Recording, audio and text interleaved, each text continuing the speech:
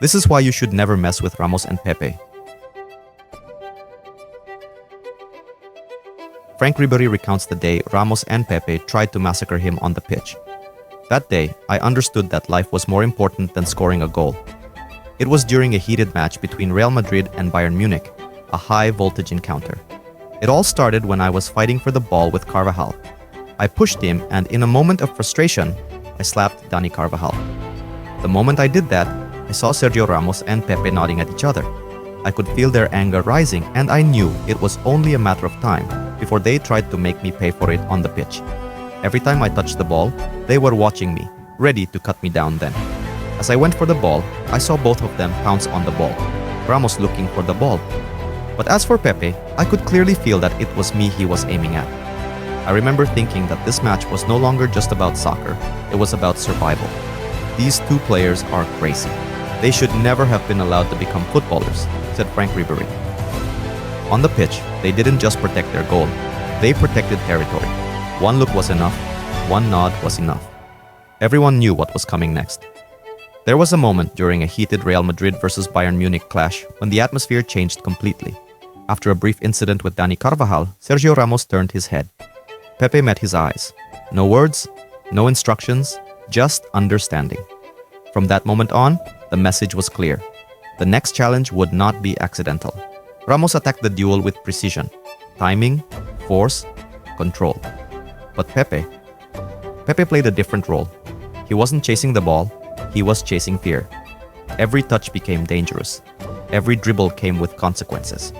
Not because of tactics, but because of intimidation. Opponents stopped thinking about scoring. They started thinking about survival.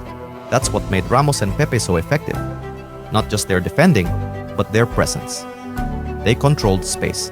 They controlled emotions. They controlled the game.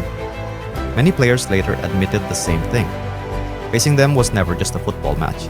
It was a test of courage, a test of mentality. And sometimes, the smartest decision was simply to let the ball go. Because against Ramos and Pepe, football was never guaranteed to be safe. They mastered something most defenders never learned, the art of intimidation.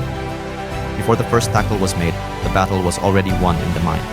A late step, a hard shoulder, a stare that lasted 1 second too long. Small details, but they added up. Ramos understood timing. He knew exactly when to strike. Not too early, not too late. A challenge that looked legal, but felt brutal.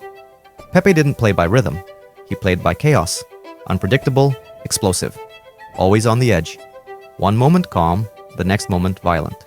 Together, they formed a balance. Control and madness. Discipline and fear. Opponents adjusted their game around them. Wingers stopped running at full speed. Strikers released the ball quicker than usual. Not because they were marked out of the game, but because they were warned. Ramos and Pepe didn't need to foul often. Their reputation did the work. Every player knew the risks.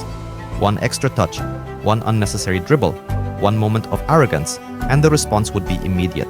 They turned defending into dominance, into authority. In big matches, that presence mattered more than tactics. Because when fear enters the game, logic disappears.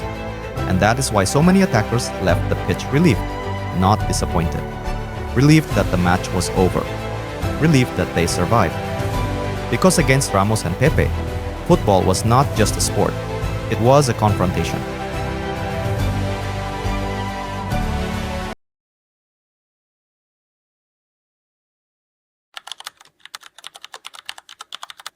I guess I